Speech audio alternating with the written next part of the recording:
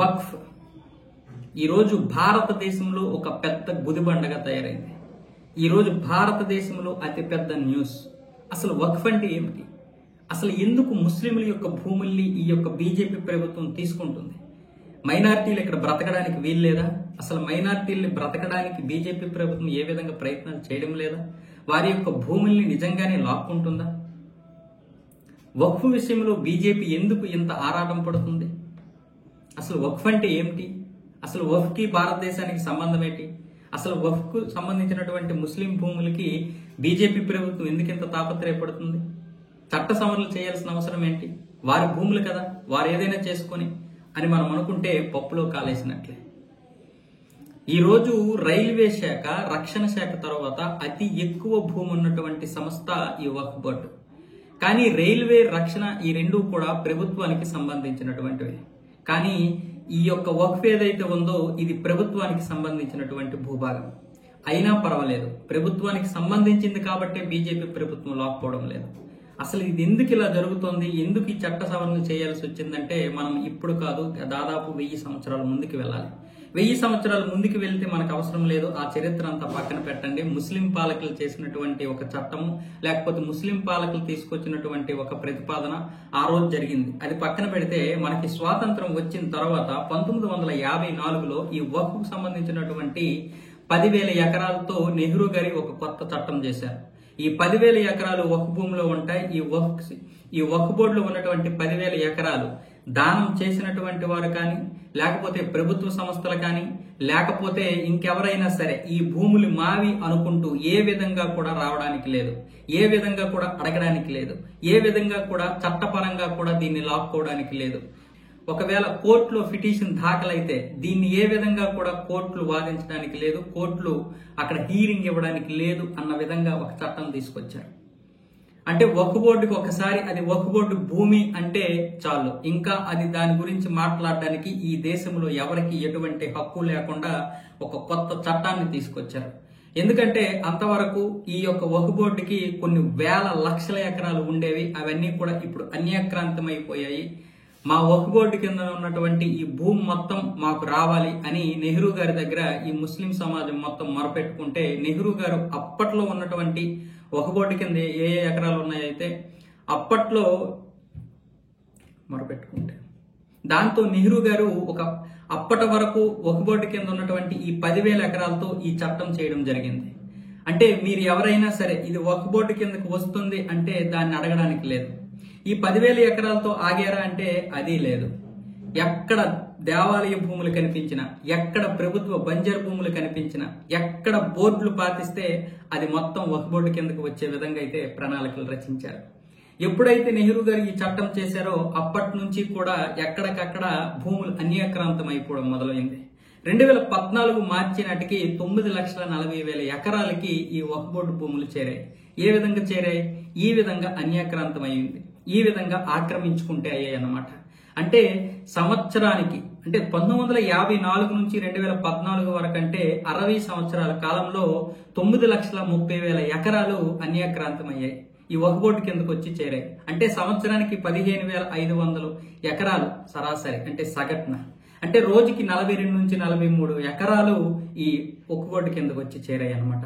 ప్రతి రోజు 43 ఎకరాలు వక్ఫ్ బోర్డు కింద వచ్చి చేరాయంటే ఎంతమంది భూములు కోల్పోయారో మీరే అర్థం చేసుకోండి.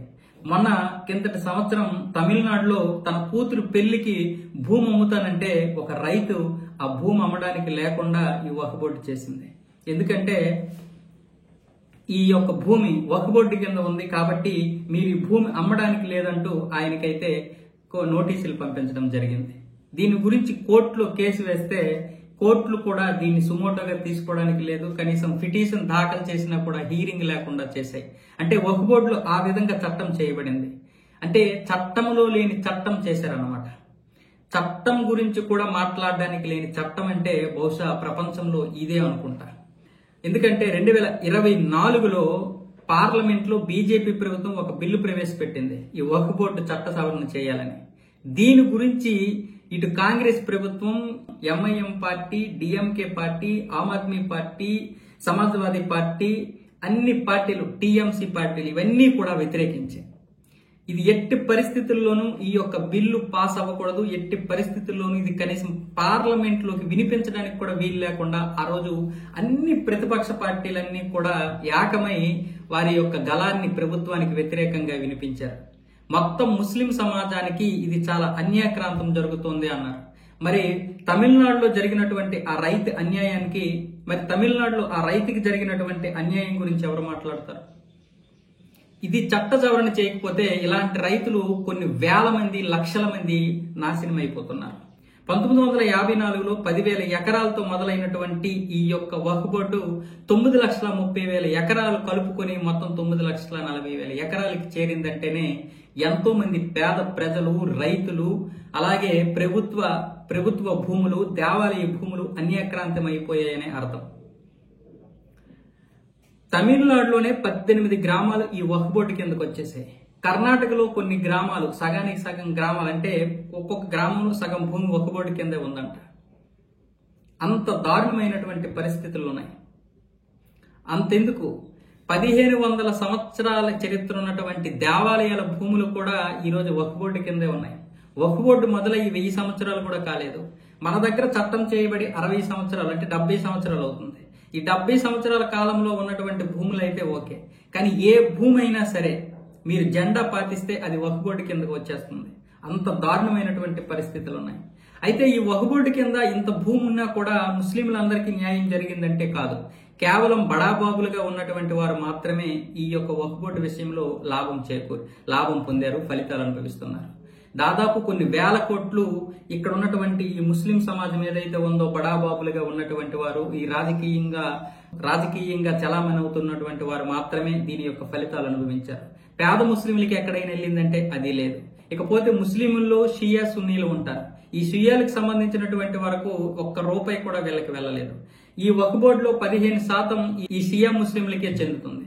కానీ అందులో కనీసం 1% కూడా ఇప్పటి వరకు షియాలకి ఇచ్చిన దాఖలాలు లేవని అటు ముస్లింలే అంటున్నారు.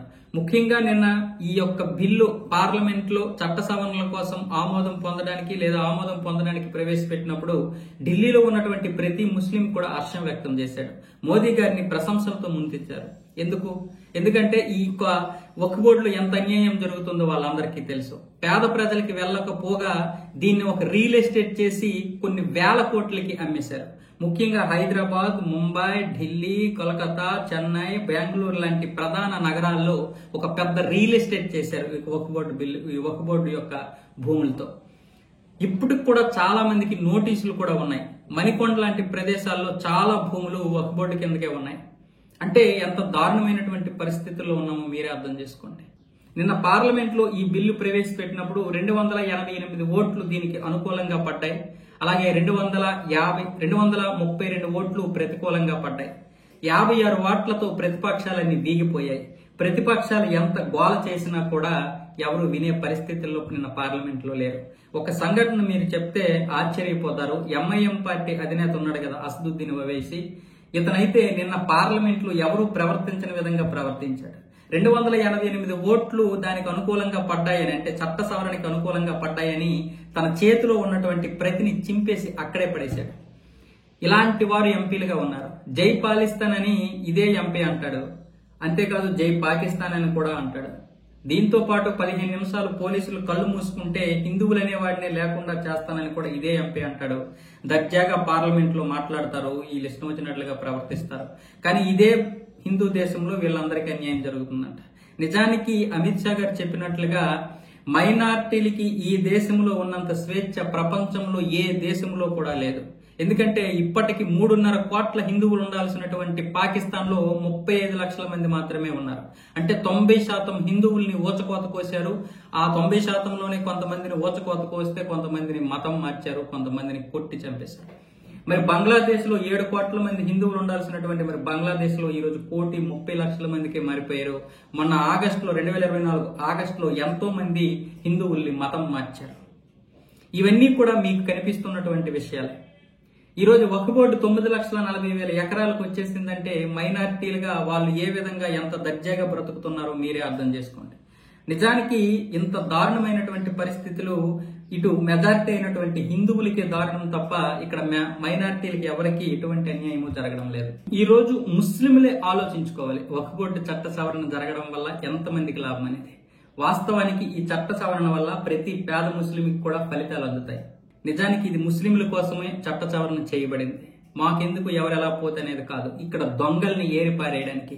ఈ యొక్క చట్ట సవరణ జరిగితే ఇప్పుడు ఈ రియల్ ఎస్టేట్ చేసుకున్నటువంటి దొంగలందరూ భరతం పడతారు. వీళ్ళ యొక్క భవిష్యత్తు బయటపడుతుంది. వీళ్ళ యొక్క బ్రతుకు బయటపడుతుంది. వీరి యొక్క భవిష్యత్తు తారుమారైపోతుంది.